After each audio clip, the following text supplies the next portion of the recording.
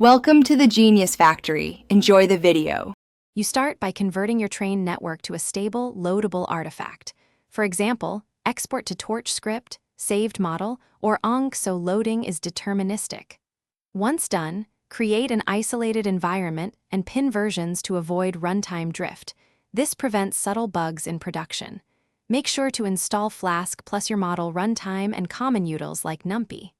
Finally, place the model file in a predictable path and verify you can load it interactively.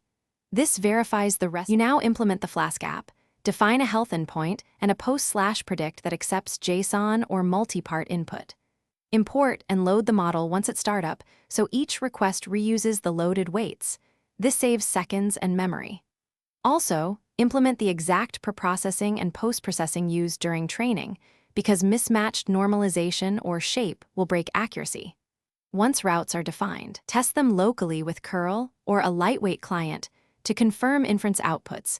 Match expectations before containerizing or scaling. You finish by containerizing the app and running it under a production server like Unicorn with multiple workers.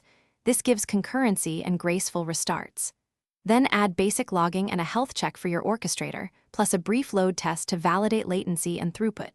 If things go wrong, check for out-of-memory errors, slow cold starts from lazy model loading, or mismatched input shapes that silently degrade output. Finally, iterate.